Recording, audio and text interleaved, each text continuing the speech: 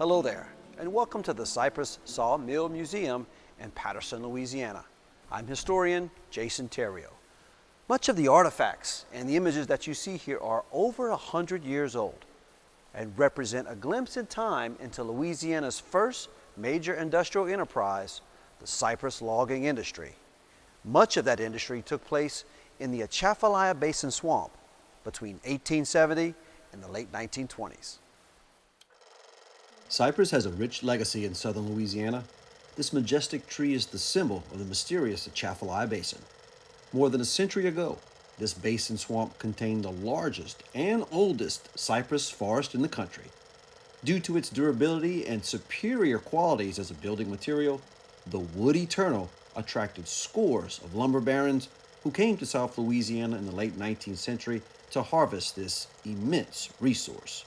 With the advent of steam-powered technology and capital investments and business innovation, Cypress logging companies ushered in the state's first major industry.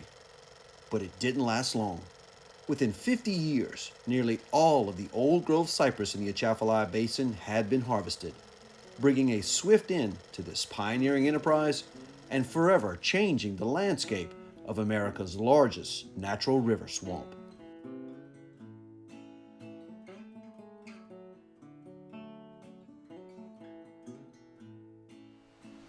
We've created a new digital history project that illustrates the history of the cypress logging industry in the Atchafalaya Basin. We used ArcGIS Story Map as a multimedia platform to tell the story of the cypress logging industry in the Atchafalaya Basin. This interactive digital history incorporates interviews, images, maps, records, and personal testimony of people who had a long association with cypress. There's a GIS mapping feature that contains drop pins with old images of actual harvesting locations in the swamp. We pieced together photographs from several rare collections. Viewers can scroll through for a close look at the illustrations or dive deeper into the narrative text that documents the development of this enterprise. We profile some of the key figures who created this important industry and the numerous sawmills in the region. Business leaders like F.B. Williams and R.N. Dowman brought to South Louisiana an expertise in surveying, timber harvesting, engineering, mass production, and marketing on a scale not experienced by anyone or any industry in the state up to that point.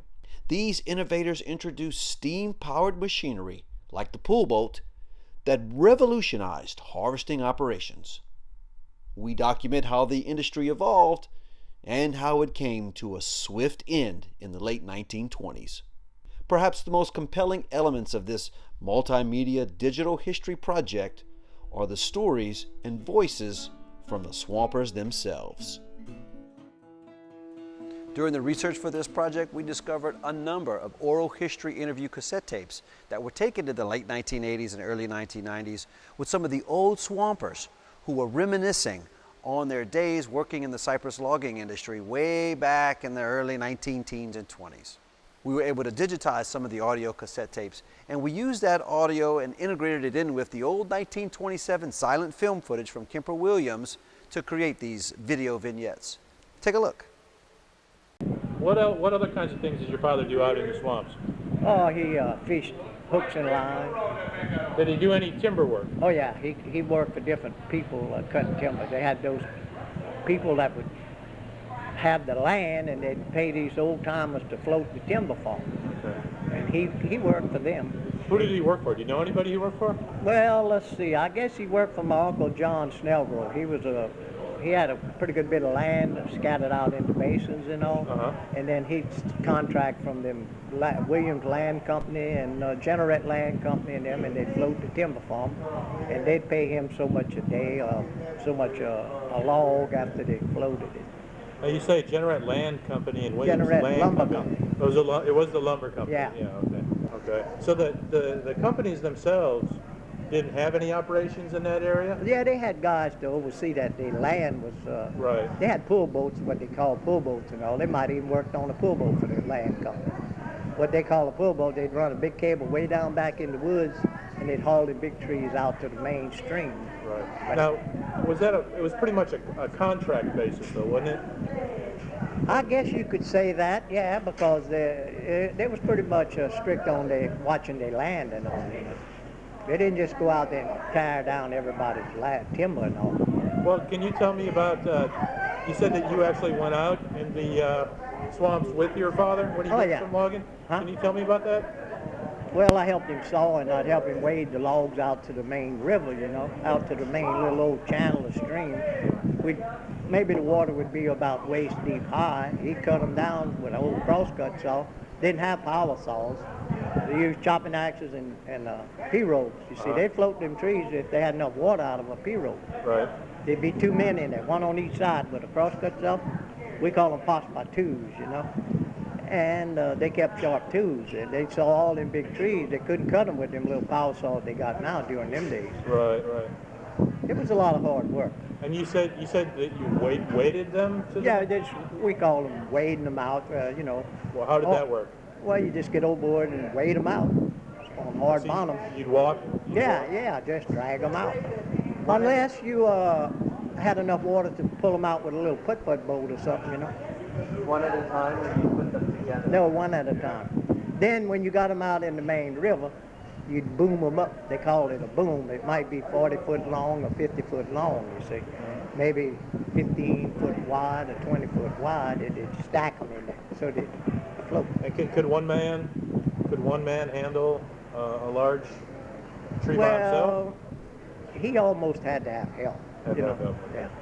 They worked in partners, you know, together. They all worked together. They wasn't greedy people for sure. Yeah. They wasn't greedy because they was honest people. And then what kind of timber were they cutting out there? Mostly cypress and tupelo gum and ash, white ash. It had to be a tree that would float, you see. They couldn't fool with anything that would sink. Frank F. Terrio, Terrio? And and I'm from Centerville, Louisiana. born in Centerville? I was born on Bayou Born in Bayou Chene. When were you born? 1919. I cut the trees down. Cut the trees down. Yeah, we cut the trees down there, and we'd work out of a pirogue. You know, the water'd be deep, and then you'd have to get up to that tree and you put your axe in there, and then you put your pirogue on, and we'd saw the trees down out of pirogue. 2 guys at a time? Mm-hmm. 2 people at a time? Yeah, you'd have 2 people on that. You'd have one on each end of that saw. See, it had them big old 5 and 6 foot crosscut saws they call them. And that's what I said. We'd saw the trees down. It used to go in the fall of the year, and that's what you call deadening. You know what that is. Right. You put a ring around them and you kill them. Right. Well, then we'd deaden the trees in the fall, and then we'd float them when the water come up in the spring.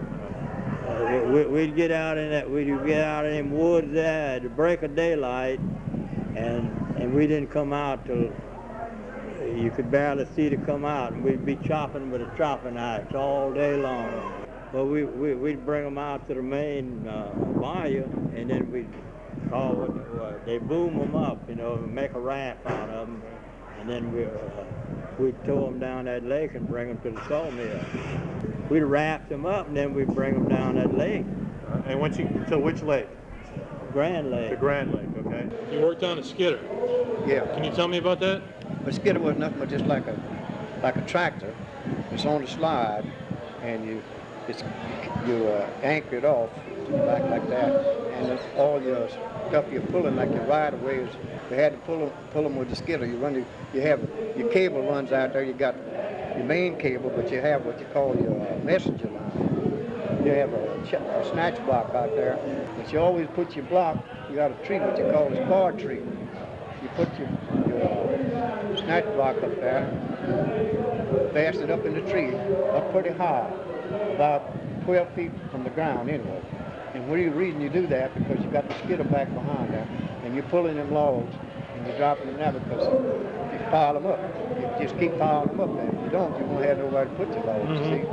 So that's why I like that. This digital history project has been brought to you by the Wedell Williams Cypress Sawmill Museum and Foundation with a generous grant from the Atchafalaya National Heritage Area. Thank you for watching.